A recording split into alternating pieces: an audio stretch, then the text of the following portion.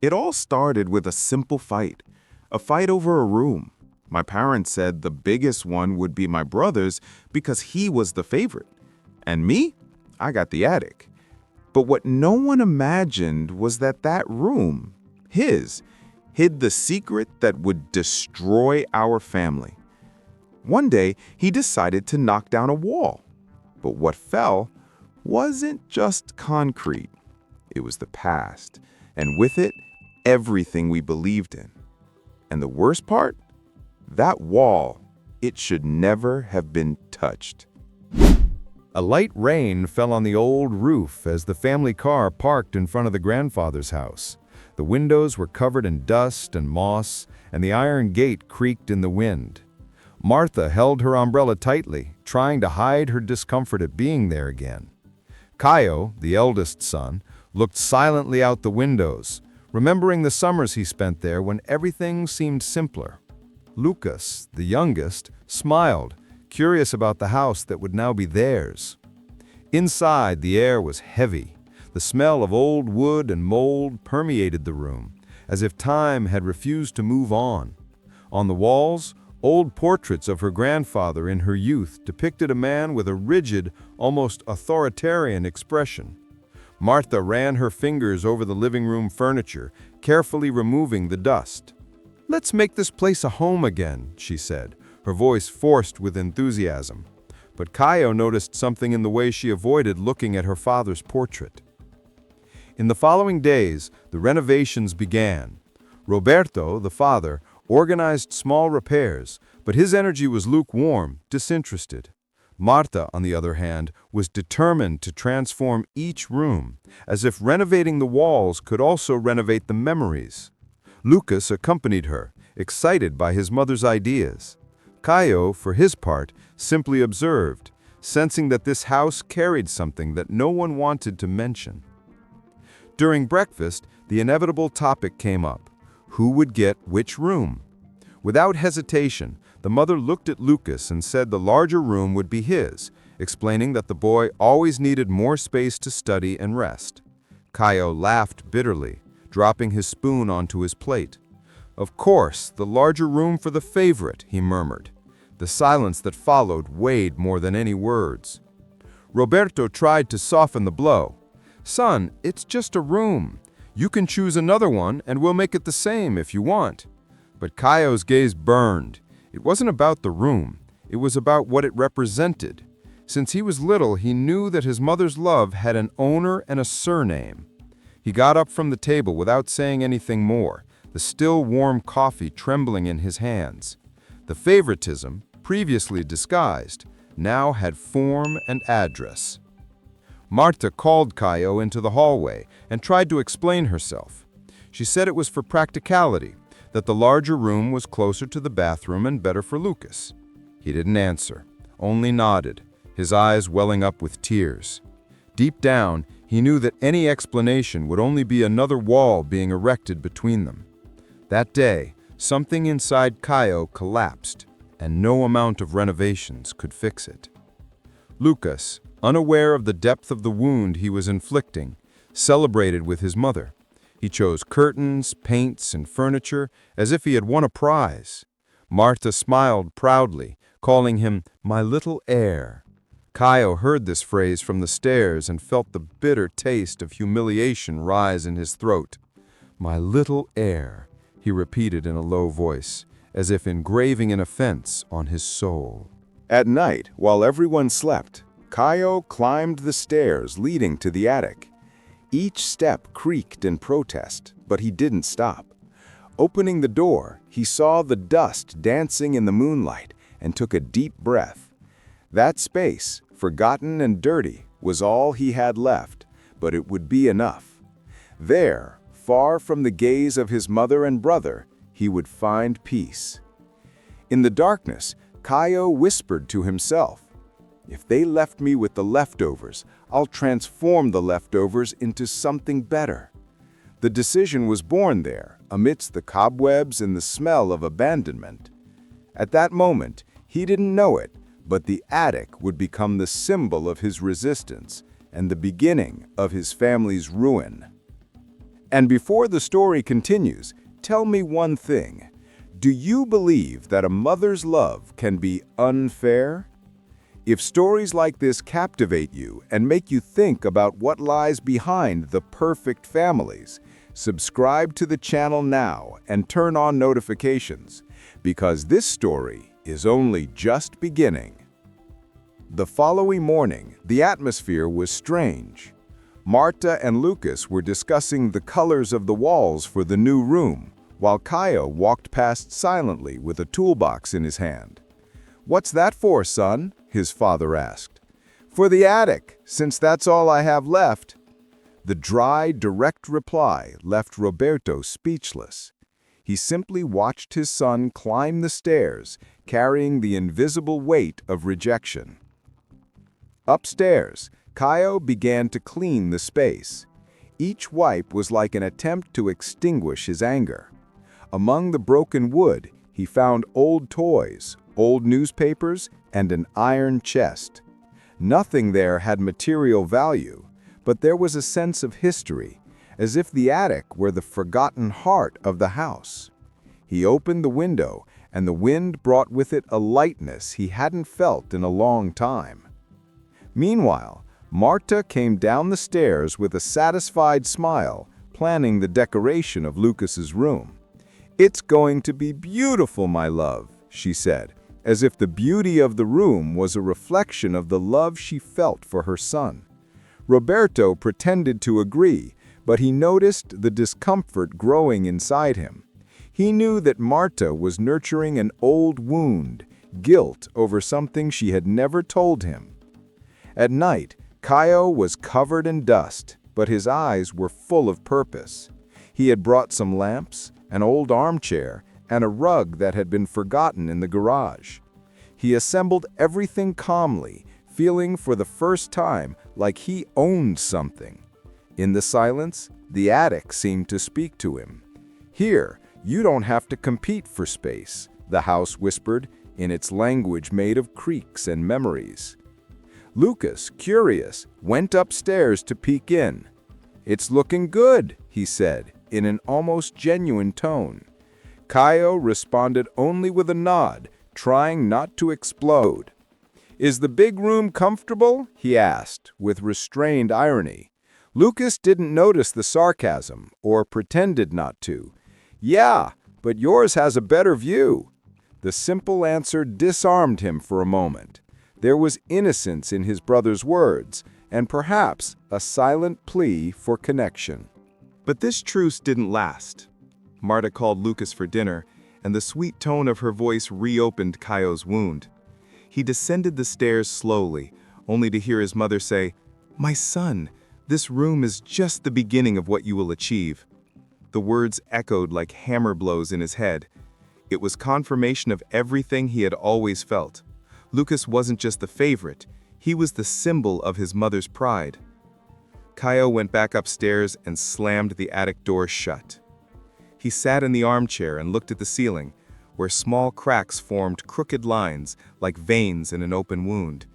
He promised himself that he would transform that space into something alive, not to compete, but to prove that he too was capable of building something beautiful with what he had left.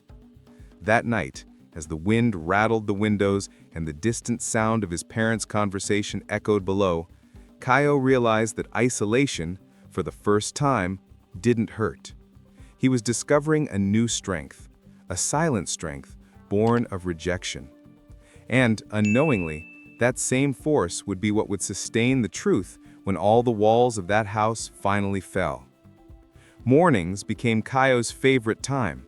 While the house awoke to the sounds of conversations and the smell of coffee, he climbed the stairs with a hammer in one hand and a purpose in the other. The attic now had life. Each replaced board, each cleaned corner was a way to heal the open wound within him. Marta, seeing him so engaged, said it was just stubbornness. But for Caio, it was more than that. It was reconstruction. He spent hours sanding wood, nailing shelves, and removing mold from the windows. Sweat dripped, a mixture of anger and relief. While he worked, he heard his mother's distant voice praising Lucas for knowing how to enjoy his room like a true master of the house. These words, repeated unintentionally, were like tiny needles piercing his patience. Still, Kaio continued. The silence of the attic was his best defense. One afternoon, he found a trunk hidden behind a pile of boxes. Inside were old albums, newspaper clippings, and a clock stopped at 3:17 p.m. The photo showed his grandfather alongside unknown men, smiling at events that seemed too formal for a simple merchant. This intrigued him, but he didn't think much of it. The past, he thought, wouldn't change the present. Little did he know how wrong he was. Little by little, the attic was transformed. Rugs covered the floor, a bookshelf held books, and an old lamp illuminated the space with a yellowish glow. Friends began to visit, praising the space. "Wow, it looks amazing," one of them would say. What was once a symbol of rejection was now a meeting point. The place that nobody wanted became the most welcoming spot in the house. Lucas, down below, watched. At first, he pretended not to care, but the popularity of the attic bothered him. "Funny, the small room has become a living room now," he commented at the table, ironically. Marta laughed, oblivious to the venom in her words. Kaio simply stared at his plate, quiet. He had learned that silence sometimes hurt more than any response. One Sunday night, while Kaio was fixing a light bulb, he heard Lucas and his mother laughing from the next room. He felt an emptiness invade his chest. It wasn't envy, it was loneliness. Even surrounded by friends, even with his space earned, he was still the son who didn't belong. He sat down and stared out the open window, wondering when love had become a prize that needed to be fought for. Roberto, noticing the growing distance between his children, tried to intervene. "You two need to stop this. You're siblings, not rivals." But his words fell like rain on stones. Marta defended Lucas, saying that he never provoked her, and Kaio just smiled silently. The Cold War within the house grew, invisibly, sustained by glances and resentments. Little by little, Lucas began to visit the attic, feigning curiosity. "Can I go up?" he would ask, with a smile that mixed guilt and provocation. Kaio would let him, but the atmosphere would change. The once light space would become tense, heavy with unspoken words. It was as if every inch of the attic absorbed the rivalry between them. Even so, Kaio remained focused. He wanted to finish his renovation before the end of the month as a symbol of overcoming adversity. He painted the walls white and hung a photo of his grandfather in the center of the room. "He's the one who built this house," he would say, unaware that that image would be the first brick to fall from the family's moral wall. That night, as he turned off the lights, Kaio looked at the portrait and thought, "If he were alive, would he be proud of me?" The answer came in the silence, and in that silence, something began to stir, like a premonition hidden within the walls. The following days brought an appearance of calm, but the atmosphere was tense. Marta spent more time with Lucas, helping him choose new furniture and fabrics for his room. The sound of their laughter echoed through the house like a constant reminder of their favoritism.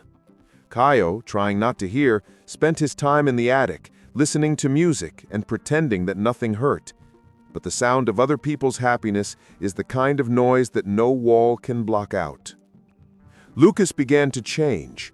His mother's constant presence suffocated him, even if he wouldn't admit it. Every compliment felt like a demand.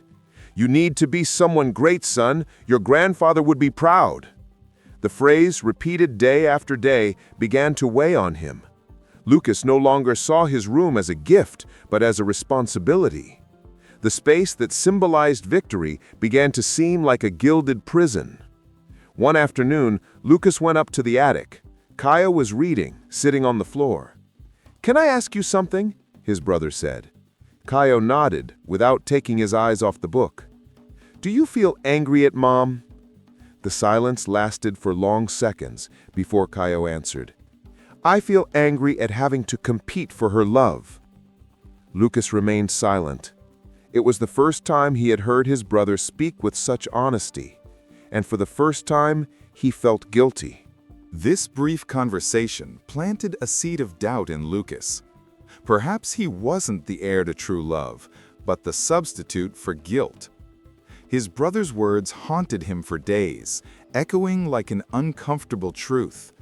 He tried to talk to Marta about it, but she deflected the subject, saying that Caio had always been dramatic and ungrateful. That's when Lucas realized his mother didn't want peace, she wanted control. Meanwhile, Roberto watched everything from a distance. The man, previously neutral, began to feel ashamed of his passivity. He knew that the relationship between his sons reflected his own silence. He tried to approach Caio, offering to help fix a window in the attic. "No need, Dad. I've already learned to do things myself." The phrase was said respectfully, but with pain. Roberto felt the blow. As the weeks passed, the attic became the center of the house. Friends came, laughter filled the air, and Marta began to get annoyed. "Caio's mess is taking over everything," she complained. Lucas, trying to defend his brother, said, "At least he's doing something useful." It was the first time he took Caio's side, and the first time he saw his mother's disappointed look. Tensions reached a peak one evening at dinner.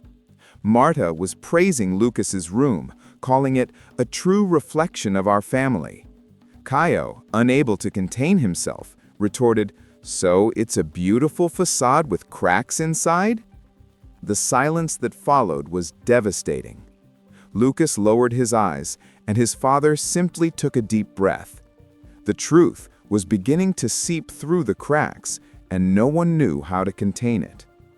After that dinner, Marta began to avoid Caio completely. Lucas, on the other hand, began to visit him frequently. The forced coexistence transformed into silent complicity. They didn't say much, but the weight of what they knew, or perhaps what they felt, drew them closer. That same night, Lucas looked at the bedroom wall and thought, "If I knock down this wall, I'd have more space and fewer memories." He didn't know it yet, but that thought would be the first blow with a sledgehammer against his family's past. The attic, once forgotten and dusty, now shone with warm lights and laughter. Caio had finished his retirement and, for the first time, invited friends and family for a small get-together. The white walls reflected the glow of the lamps, and the sound of cheerful voices mingled with the soft music of an old radio. Marta, watching from afar, disguised her discomfort. That place she had despised was now the center of attention. Lucas arrived last, hands in his pockets, hesitant. Seeing the transformed space, he was surprised. "It's incredible, Caio," he said with a shy smile. Caio thanked him, without much enthusiasm. Despite the compliments, there was something strange about seeing everyone praising the attic, as if each word of admiration was a veiled provocation against his mother's favoritism. Marta tried to maintain composure, but her expression betrayed her discomfort. During the party, Caio felt valued for the first time. Every laugh from the guests, every positive comment about the atmosphere was a balm. He spoke animatedly, gestured, and even Lucas seemed genuinely happy for him. But on the other side of the room, Marta watched him with a look difficult to decipher, a mixture of pride, fear, and jealousy. For her, the attic wasn't just a renovation. It was a threat to the emotional structure that held the family together under her control. Later, while everyone was toasting, Marta commented to Roberto, "He's showing off. He always needs to prove something." Roberto, tired of the tension, replied, "Maybe he just wants to be seen." She remained silent, offended. The truth in her husband's words hurt more than any insult. From that moment on, the atmosphere changed. The joy of the evening began to mingle with an invisible tension. When the party ended and the guests had left, Lucas stayed to help Caio clean up. "You deserve all this, man," he said sincerely. Ko looked at his brother and saw something new in his eyes. Perhaps regret, perhaps understanding. For a brief moment, hatred gave way to complicity. But peace never lasts long where old wounds remain. The next day, Marta entered the attic uninvited. She looked around disdainfully, running her finger along a shelf. Nice, but too messy. It looks like a rebellious teenager's room. Ko, controlling his anger, replied, "It's the only place in this house that feels like mine." Marta didn't answer. She just stared at her father's portrait hanging on the wall and said coldly, "He wouldn't approve of this." Those words kept echoing in Ko's head. He wouldn't approve of this. Why was his grandfather always the benchmark? Why did his shadow still dominate the house even after death? At night, while everyone slept, Ko stared at the portrait and had a strange feeling, as if that stern gaze knew something that no one else knew. Lucas, for his part, began to feel a growing unease. The large room, once a source of pride, now seemed suffocating. His mother's words, the comparisons, the empty praise, everything became heavy. He began to avoid the room, often sleeping on the sofa. He felt watched, surrounded by memories he didn't fully understand. One day, while dragging the bed to change position, he noticed a slight crack in the wall. Upon touching it, he felt a hollow space behind him. A muffled sound answered the touch, as if something had been hidden there for a long time. Curiosity overwhelmed him, but he decided to ignore it for now. He simply looked at the crack and whispered, "What could be in there?" That night, he dreamed of his grandfather banging on the wall, saying in a low voice, "Some truths need to remain buried." When he woke up, cold sweat trickled down his neck. The sound of the wind entering through the window sounded the same as the blows of a hammer. The wall was calling to him, and Lucas, even without knowing why, knew that one day he would yield to that call. The metallic sound of the hammer echoed through the house the next morning. Marta was in the kitchen when she heard the first blow and ran upstairs. She found Lucas sweating, banging forcefully against the bedroom wall, his face tense and determined. "What are you doing?" she shouted. "I just want to see what's in here," he replied without stopping. Dust filled the air, and the echo of each blow seemed to awaken the ghosts of the past. Ko heard the noise from the attic and went down, curious. When he saw his brother demolishing part of the wall, he was speechless. "Have you gone mad?" he asked. Lucas didn't answer. There was something in his eyes, a mixture of curiosity and fear. The plaster began to crumble, revealing a small compartment between the bricks. Martha tried to stop him, but it was too late.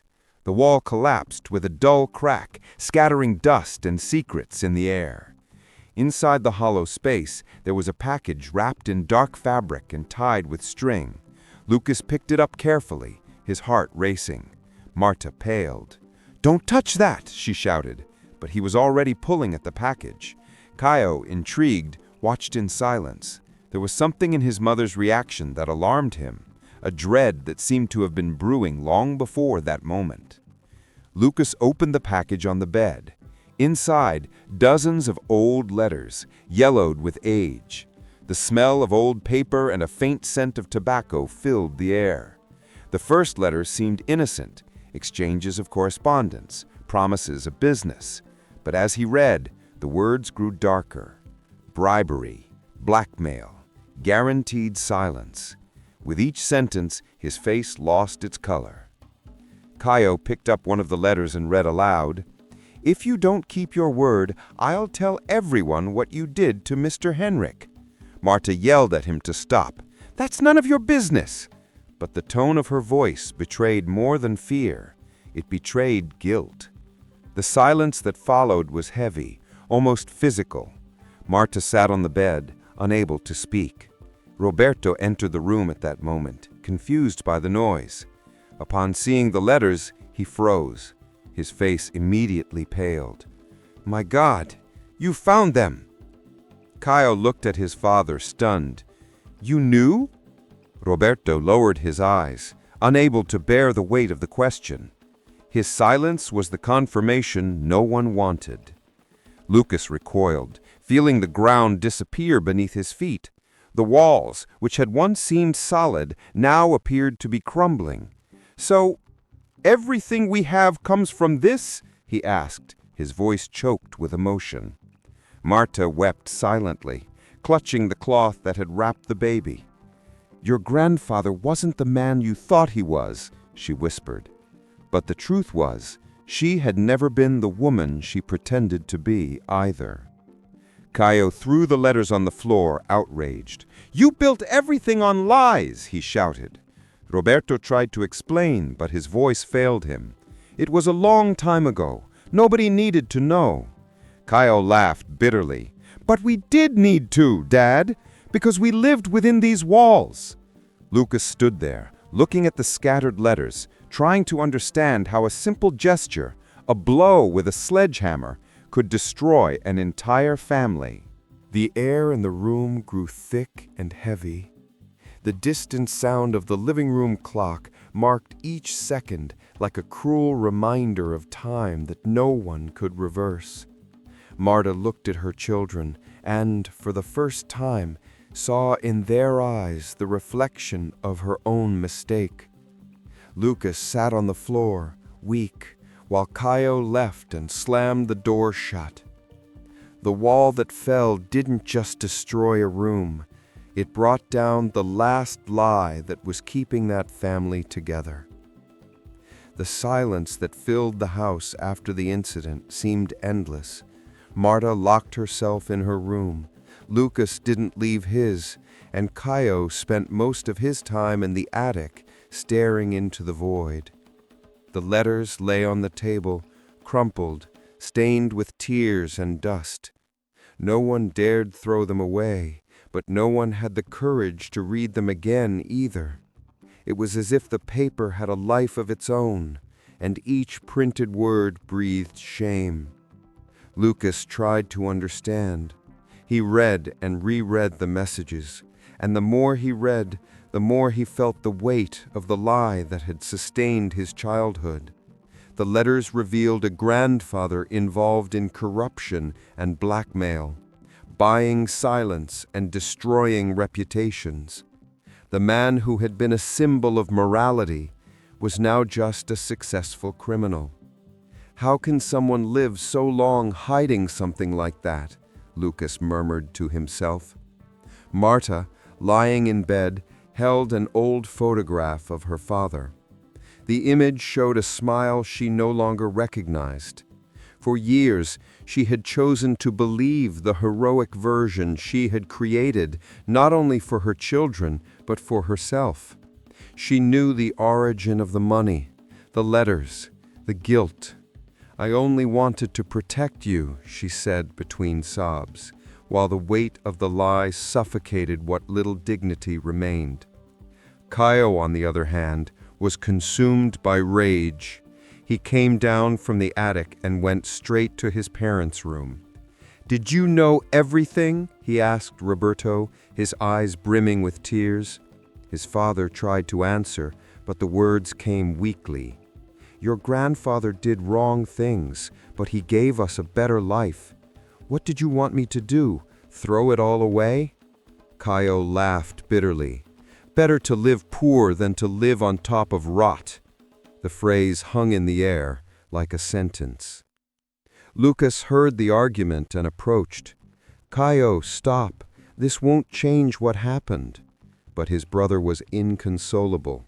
"Of course not, but at least someone needs to tell the truth." Marta left the room, her face devastated. "You don't understand what it was like growing up under his gaze. I did what I had to." Caio replied with frightening calm, "No, Mom, you did what was easiest." Dinner that night was a shadow play. No one spoke, no one ate. The silverware clattered against the plates like small hammer blows. Lucas looked at his hands, remembering the cold touch of the package when he found it. Every time he blinked, He saw his grandfather's face on the walls, smiling mockingly. He began to feel repulsed by his own room, his clothes, the whole house. Home, once a refuge, was now a prison made of rotten memories. That morning, Lucas returned to his room and collected the letters. He read one last time the most disturbing one, an incomplete confession written by his grandfather himself. If these letters are ever found, know this: the price of silence is higher than the price of guilt. He didn't sleep. He just sat there on the floor, trying to decide if that burden was his or if he would let it fall on his parents' shoulders. In the attic, Kaio couldn't rest. The distant sound of footsteps kept him alert. He had the feeling that the whole house was breathing, watching them. When he heard the creaking of a floorboard, he stood up and looked around. "This house is dying along with us," he whispered. It was as if the weight of the truth had begun to crack the very foundations of the place. At dawn, Lucas appeared at the attic door, holding the letters.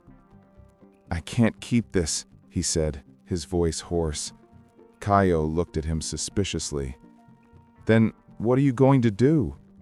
Lucas took a deep breath.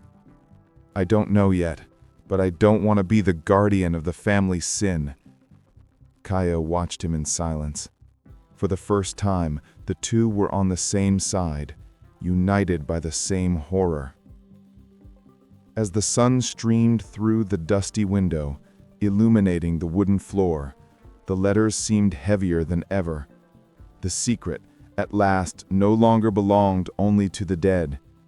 Now, it was theirs, and living with it would be the true punishment. The day began tensely, with Marta trying to resume her routine as if nothing had happened. She made coffee, opened the windows, and turned on the radio, but the soft sound of the music only highlighted the discomfort in the air. Roberto read the newspaper, feigning distraction. Kaio came down from the attic and sat at the table without looking at anyone. Lucas entered soon after, holding an envelope. "I need to talk to you," he said, breaking the silence disguised as normality. He placed the envelope on the table. "These are the letters. I read them all. I can't keep pretending." Marta stood up suddenly. "Lucas, please, don't start with this again." He took a deep breath. "Mom, we need to face what Grandpa did. This stains everything we are." Roberto lowered the newspaper and looked at his son. "That's in the past. It's over." Lucas replied firmly. "It's over for you. For me, it's just begun." The argument escalated like wildfire. Marta tried to calm things down, but her words trembled. "Do you think it's easy to carry a name built on guilt?" Kaio slammed his hand on the table. "Then why did you keep lying?" Marta shouted back. "Because I'd rather you believed in a hero than see a monster." The silence that followed was more painful than the shout. Lucas opened one of the letters and read it aloud. It was a message from a man named Henry, threatening his grandfather with evidence of crimes committed decades earlier. Marta collapsed. "Henry was a friend until the day he disappeared." Roberto closed his eyes. "He didn't disappear, Marta. His father ordered him to be taken away." The sentence hit him like a bomb. Kaio pushed his chair back, horrified. "My God, you knew about this?" Marta was crying uncontrollably. "I never wanted you to find out." Lucas was trembling. "So Grandpa was a murderer?" His father didn't answer. Silence was the answer. Kaio stood up and began to collect the letters. "This needs to be reported." Marta grabbed his arm. "No, Kaio, you'll destroy our family." He looked at her with contempt. "Mom, our family was destroyed a long time ago." Roberto tried to intervene, but his words sounded empty. "Son, please, think carefully." Caio turned to him and said, "You've spent your whole life silent. I won't make the same mistake." Lucas, torn between loyalty and justice, looked from one to the other, unsure of whom to support. The weight of the truth crushed him. That house, once full of voices, now seemed to breathe like a body on the verge of death.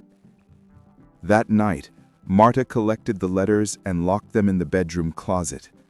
Lucas saw them, but didn't stop her. Silently, he thought that perhaps it was better this way, to keep the past hidden. However, as he tried to sleep, one phrase wouldn't leave his head. "If one day these letters are found." It was as if his own grandfather were speaking to him through time.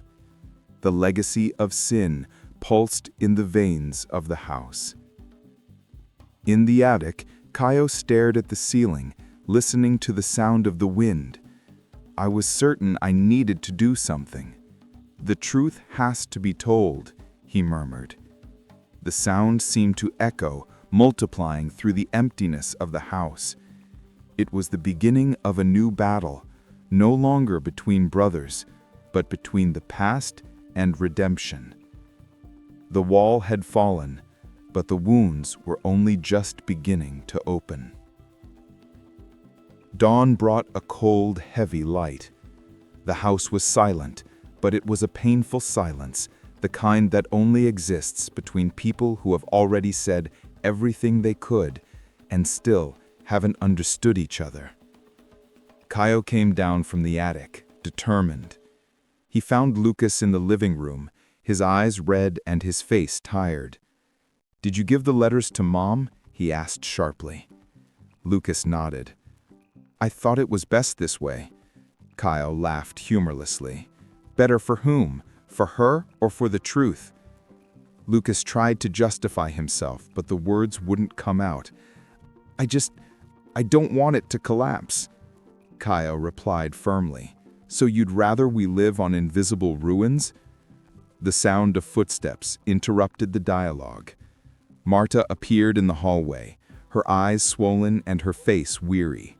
"Stop, please, enough of this." But it was too late. The love that once united them was now fuel.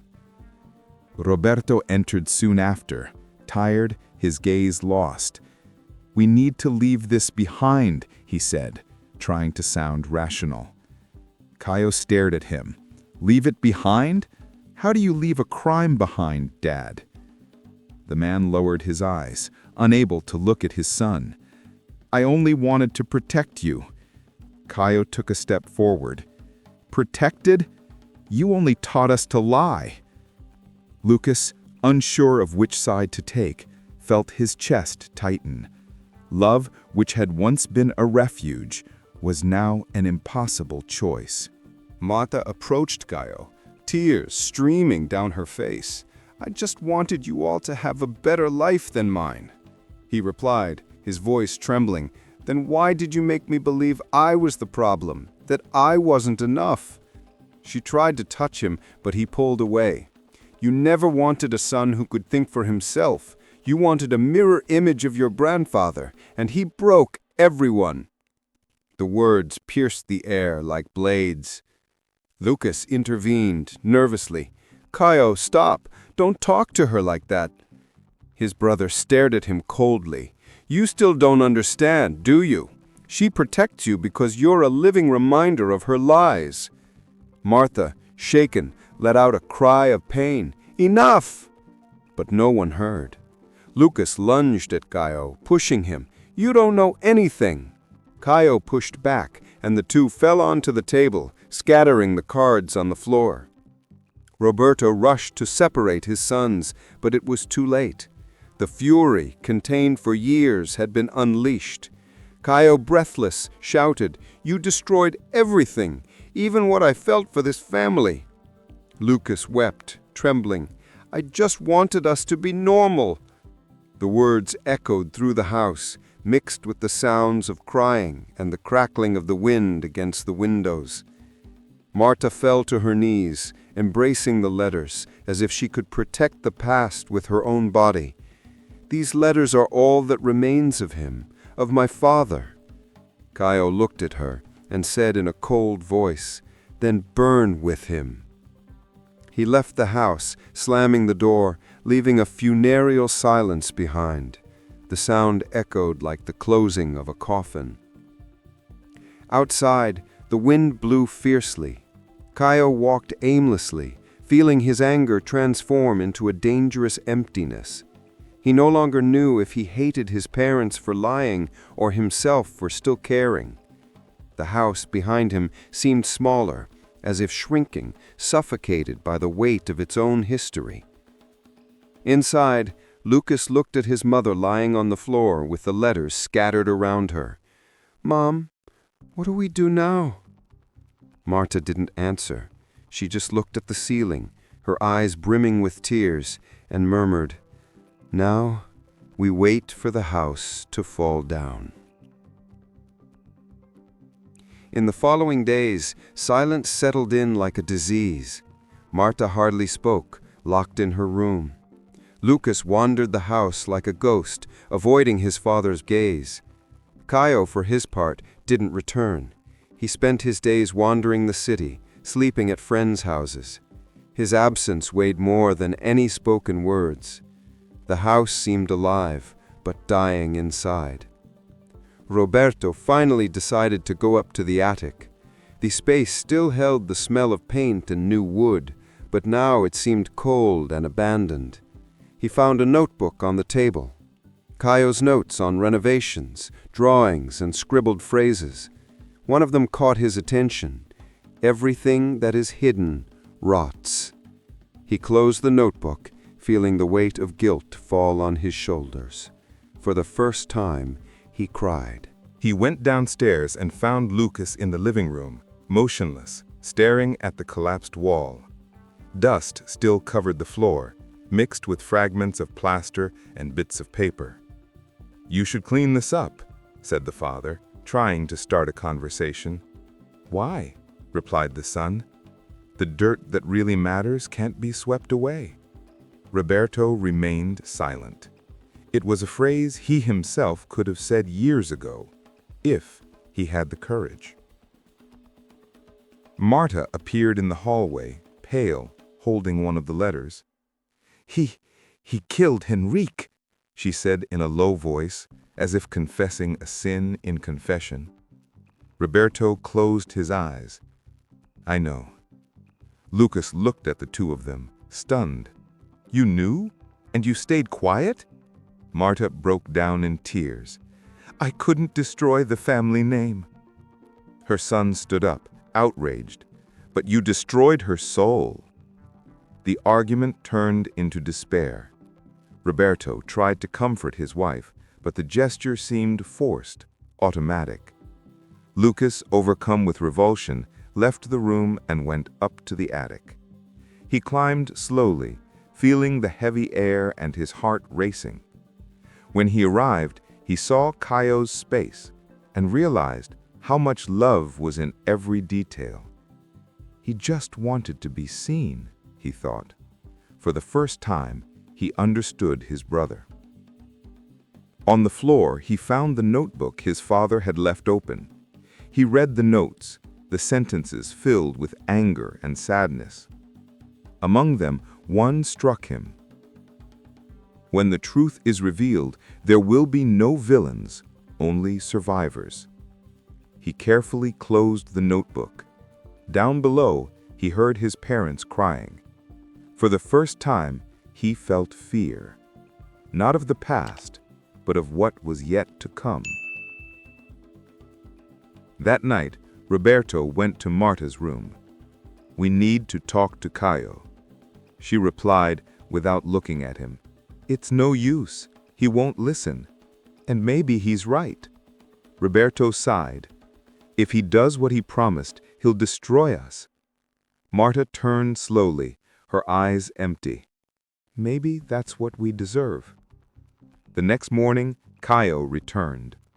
He entered without saying anything, his face impassive. His mother tried to hug him, but he moved away.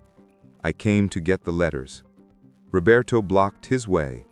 "Don't do that, son." Caio looked at him with a dangerous calm. "You've had your whole lives to do the right thing. Now it's my turn." He took the package and went up to the attic, locking the door. Lucas ran after him, tapping lightly. "Caio, don't do that." His voice came muffled. "Relax.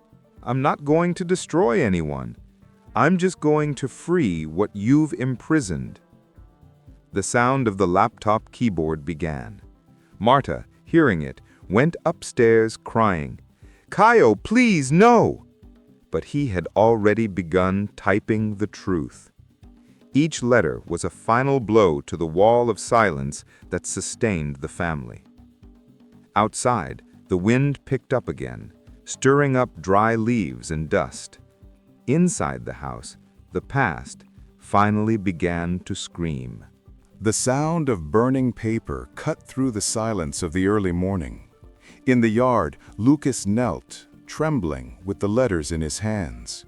The fire danced before him, illuminating his tear-stained face. Marta shouted from the window, "What are you doing?" He replied without looking, "Trying to save what little is left." The smell of smoke mingled with that of damp earth, as if the house itself were exhaling the past. Caio appeared in the doorway, his face contorted with rage. "Have you gone mad?" He rushed at his brother, trying to snatch the burning package. Lucas resisted, but the fire escaped his hands, licking the ground. "This won't solve anything," shouted Caio. "Yes, it will," replied Lucas desperately. "If nobody finds out, maybe we can move on." The wind blew strongly, scattering sparks across the garden. Shadows danced on the walls like liberated ghosts. Marta ran down, trying to put out the flames with a bucket of water. The water hissed as it touched the fire, creating a thick cloud of smoke. In the middle of it, the three coughed, shouting at each other. Roberto appeared with a blanket, beating the embers, while Caio pulled Lucas away. "You can't put out the truth," he yelled. Lucas fell to his knees, exhausted. "I just wanted to put out the fear." When the fire finally died down, only ashes remained. Ashes and blackened pieces of paper with words still legible. A phrase trembled among the embers. "The price of silence is higher than that of guilt." Caio knelt before what remained and picked up a fragment. The burnt letters trembled between his fingers. "He's still here," he murmured. No one answered. The tension was almost palpable. Marta wept silently, while Roberto stared helplessly at the floor. Lucas breathed heavily, his hands covered in soot. "It's over now," he said, trying to convince himself. Caio stood up slowly. "No, it's just begun." His gaze was cold, determined. The guilt which had once been a shared burden was now fuel. He would no longer allow the past to be buried. That night, Caio didn't sleep. Sitting in the attic, he looked out the window at the dark sky and the smoke still rising from the yard. He thought about each burned word, each lie that had resisted the flames. He picked up his notebook and began to write.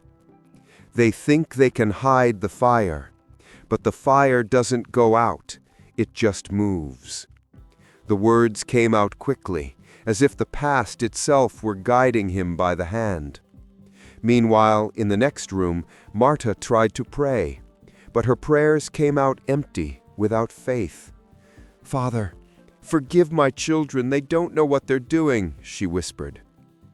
Deep down, she knew that she was the one who needed forgiveness. Roberto, sitting on the edge of the bed, looked at the floor. "Maybe he's right," he murmured. Marta looked at him, frightened. "Do you want him to destroy everything?" He replied calmly, "Maybe it's the only way to rebuild." Lucas entered the room soon after, his clothes smelling of smoke. "I tried, Mom. I swear I tried." Marta hugged him tightly, but there was despair in her touch. "You only made things worse," she said, between sobs. Lucas didn't answer. He looked at the reflection of the three of them in the mirror, a broken family surrounded by ashes. For the first time, he understood that the fire didn't just burn papers, it burned people. Outside, the wind continued to blow. Each gust carried away some of the smoke, spreading the smell of guilt through the air. Inside the house, silence returned. But it was a different kind of silence. A silence that breathed, waiting for the next scream. The morning dawned gray, the sky heavy with clouds. Kaio descended the stairs in silence, his laptop under his arm. His serene face contrasted sharply with the chaos of the previous night. He sat at the living room table, opened his computer, and began to type. Lucas appeared in the doorway, tense. "What are you going to do?" Kaio replied without looking. "Tell the truth." The sentence sounded simple, but it carried the weight of an earthquake. Marta came down soon after, pale, her eyes tired. "Kaio, please, don't do this. You're going to destroy our family name." He laughed bitterly. "That name is already destroyed, Mother. The world just needs to find out." Roberto tried to intervene. "Son, listen to your father. There are things that are better left in the past." Kaio looked up, staring at him. "Is that what you said when Grandpa killed Henrique?" Roberto's silence was answer enough. Lucas approached hesitantly. "Kaio, think carefully. This won't fix anything." His brother looked at him seriously. "Maybe it won't fix anything, but it will prevent the past from continuing to control us." He opened one of the files on his laptop, a simple video, uncut, no tricks. Just him sitting in the attic, speaking directly to the camera. "My name is Kaio, and this is my family's story." The recording began. As he spoke, Marta began to tremble. Each word was a hammer blow against the wall of silence she had taken decades to build. Lucas sat down, in shock. Roberto remained motionless, his eyes brimming with tears. "You're throwing it all away," Marta shouted. Kaio replied, without anger, "No, Mom, I'm clearing away the ashes." The video continued, revealing the crimes, the blackmail, and the murder. The words echoed through the room like gunshots. Marta tried to turn off the computer, but Kaio stopped her. "It's too late now." When the video ended, the silence was absolute. Nobody moved. Roberto got up slowly and left through the front door without saying anything. Marta cried, repeating her father's name like a mantra. Lucas stared fixedly at the screen where his brother's face was still frozen, firm, determined. Minutes later, Kaio sent the video to the authorities and posted it on social media. There was no turning back. Notifications began pouring in, and the family's name spread like wildfire. In a few hours, what had been a secret became headline news. The house was surrounded by cameras, journalists, and curious onlookers. The inheritance had turned into a public disgrace. Marta collapsed. "You've ruined us," she screamed, while Kaio remained motionless. "No, Mom," he said calmly. "I freed us." Lucas, desperate, grabbed his brother by the shoulders. "You don't understand what you've done. No one will forgive us." Kaio looked him in the eyes. "Maybe forgiveness isn't what we need. Maybe it's what we deserve." At night, the house was surrounded by reporters. The sound of cameras replaced the sound of voices. Kaio went up to the attic, closed the door, and looked around. Everything was as before, but different. The walls seemed lighter, as if the air could finally circulate. Outside, the lights flickered, but inside, he felt peace. He picked up his notebook and wrote his last sentence that night.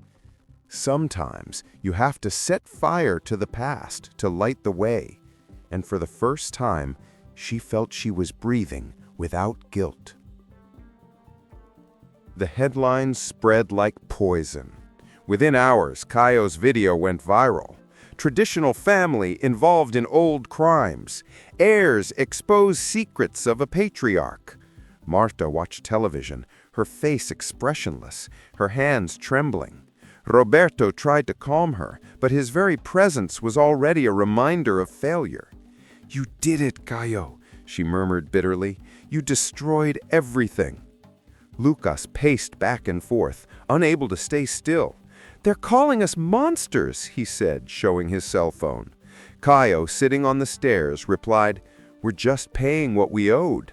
The calm tone irritated his brother. "Did you want justice or revenge?" he asked. Cayo looked at him, tired. "I just wanted the truth. The rest came along with it." In the following days, the house filled with strange voices, reporters, curious onlookers, neighbors whispering through the gates. The family that had once symbolized respect was now the subject of public shame. Marta locked the doors and windows, trying to contain the outside world. But the real enemy wasn't the scandal, it was the mirror. None of them could look at their own reflection anymore without seeing their grandfather's face behind it. Roberto spent most of his time in the room, looking out the window. The silent man finally understood the weight of his silence. "I kept quiet my whole life to maintain the peace, and the silence ended up turning into war." Marta, lying down, replied in a distant voice, "You think I didn't know? Every day was a sentence." The love between them had turned into mourning. Lucas tried to tidy the room. She put away the clothes, cleaned up the ashes from the fire, but nothing could get rid of the smell of guilt. "It feels like the air here is heavy," he said to Cayo, who was watching him from the doorway. "It's not the air, it's the house," his brother replied. "It holds on to everything we pretend to forget." The silence that followed was more honest than any conversation they had ever had. That night, the doorbell rang. A police officer delivered a summons. The investigation into her grandfather had been reopened. Marta collapsed onto the sofa. "Even in death, he will haunt us." Cayo held the paper, taking a deep breath. "It's not persecution, Mom. It's justice." Roberto lowered his head. "Justice never comes without pain." The phrase echoed, making it clear that everyone, alive or dead, would pay the price. Days later, Marta received the news that she would lose her job. The family name had been tarnished, bills piled up, and the bank began to collect the mortgage on the house. "We're going to lose everything," Lucas said, outraged. Cayo replied calmly, "Maybe that's what needs to happen." Marta glared at him. "You talk as if it were easy." He sighed. "None of this is easy, Mom, but it's certain." The tension between the brothers grew again. Lucas, under pressure, felt anger toward Cayo, not for the truth itself, but for the courage he had shown. "You don't understand what it's like to carry the guilt of everyone hating you." Cayo replied, "Yes, I do. I've lived with it my whole life. The difference is that now you feel it too." Lucas remained silent. For the first time, he had no answer. As the weeks passed, the sounds of the house changed. The laughter faded. The walls creaked. The furniture creaked, as if protesting the absence of life. Marta slept poorly, and Roberto barely spoke. The house, once a symbol of pride, now seemed like a tomb of memories. And at its center, the attic remained untouched, the last place where the truth had been told. On a rainy morning, a real estate agent appeared. "Is the house for sale?" he asked. Marta looked at him, her eyes empty. "Yes." Kaio, standing on the stairs, listened and didn't object. The decision was inevitable. That house had begun with a crime and would end with a confession. When the man left, Marta turned to her children and said, "There's nothing left to hold on to here," and no one dared disagree. The last day in the house was silent. Boxes scattered on the floor, furniture covered with white sheets. Everything seemed like an unresolved farewell. Kaio came down from the attic with his suitcase packed.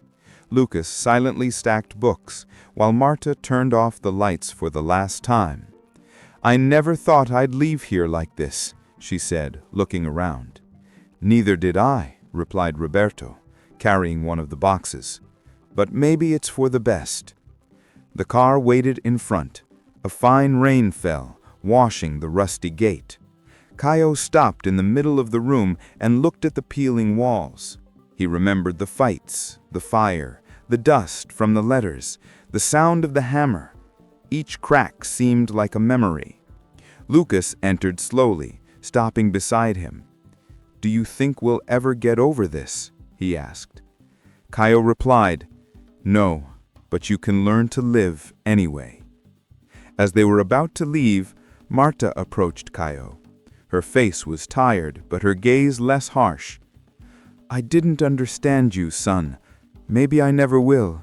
But I'm sorry." Kaio stood still for a moment. Then he replied honestly, "I also made you hurt more than I should have. But sometimes pain is the only way to wake up." She nodded, and for the first time she didn't argue. Lucas helped his mother into the car. Roberto was the last to get out. Before closing the door, he looked inside the house. "I spent my life trying to hide cracks. Now I see that the house never fell down. It was us." He locked the door slowly, and the sound of the latch was like the end of an era. The gate creaked as it closed, sealing what remained of a doomed past. Months later, Kaio was living in another city. He had rented a small, simple, but sunny apartment. He worked as a teacher, and at night he wrote in his notebook. He hadn't spoken to his mother since the move, but he kept in touch with Lucas. His brother called occasionally, and the conversations, though short, were sincere. "I'm trying to move on," Lucas would say. "Me too," Kaio would reply. One day, Lucas showed up unannounced. He was carrying an envelope. "It's from the buyer of the house," he explained. "He found this during the renovation." Inside, there was an aged letter, carefully folded. The sender? Andre Kaio. Kaio opened it slowly. The paper trembled in his hands. The letter read, "If someone ever reads this, they will know that not all innocent people remain silent. Some wait against the walls for the moment they will be heard." The two fell silent. The rain pattered against the window, and the sound seemed the same as years ago. Lucas looked at his brother. "Do you think Grandpa left more things hidden?" Kaio replied with a half smile. "Maybe not him, but houses. They hold what we can't say." He folded the letter and put it in his pocket, as if keeping a memory and a warning at the same time. Late that afternoon, the brothers walked down the street under the cloudy sky. Lucas spoke softly. "Do you know what I learned most from all this?" Kaio looked at him. "What?" The younger brother replied, "That truths hurt, but lies rot." Kaio nodded, gazing at the horizon. "And sometimes the only way to cleanse is to let it all fall apart." As the sun set, Kaio took his notebook out of his backpack and wrote the last sentence of that story. The walls fell down, but for the first time, I could breathe. Years had passed since the family left the old house. The facade had been painted, the garden redone, and the cracks filled with new plaster. To the neighbors, it was just another renovated property ready for a new beginning. But the walls, those never forget. The new resident, Eduardo. He knew nothing of the story. He found the heavy silence that hung over the rooms curious, as if time refused to move forward inside. One afternoon, during renovations in the old master bedroom, he decided to replace the wooden floor. The carpenter, lifting one of the planks, found a small, yellowed envelope stuck between the joists. "It must be old," he said, handing it to Eduardo. The man smiled, curious. The envelope was sealed, with firm handwriting. "For those who remain." His heart raced. It didn't just seem like a lost letter, it seemed like a calling. Eduardo sat on the floor, dusted off the paper, and carefully opened the envelope. Inside was a handwritten letter with faded blue ink.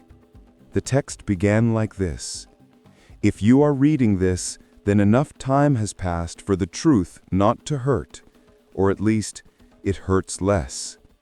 He frowned, reading silently. As the lines rolled by, the letter became an echo of regret and confession. The author signed as Henry. He claimed to have been the true friend and victim of the family's grandfather. He revealed that the original letters were only part of the story, and that he had left one last letter hidden on purpose so that one day someone would find it and remember that forgiveness is the final step of justice. Guilt may die with the guilty, but forgiveness is only born with the living. Edward paused for a moment. The air felt colder.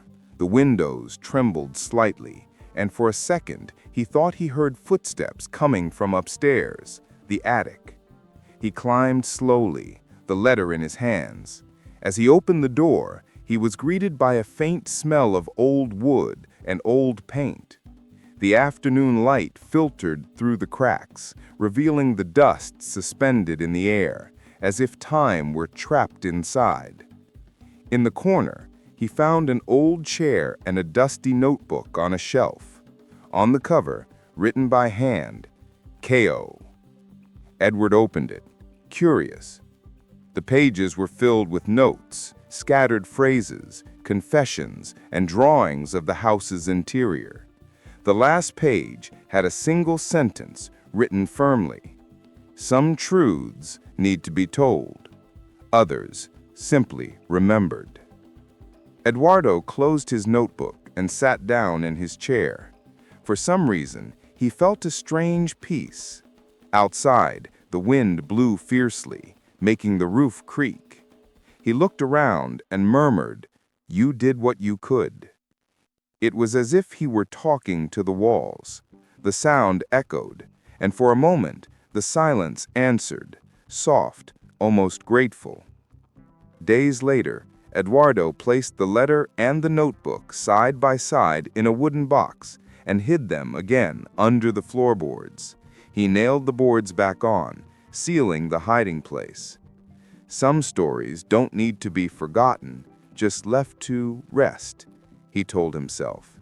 And then, for the first time, the air inside the house felt light. Outside, the sun began to break through the clouds.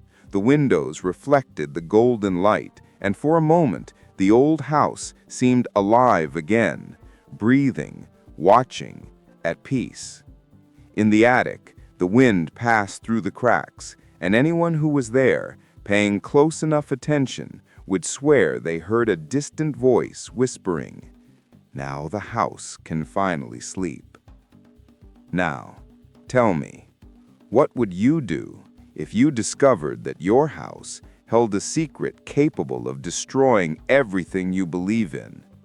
If this story gave you chills and made you think about the weight of hidden truths, subscribe to the channel and come with me, because here, each story reveals what many people prefer to hide.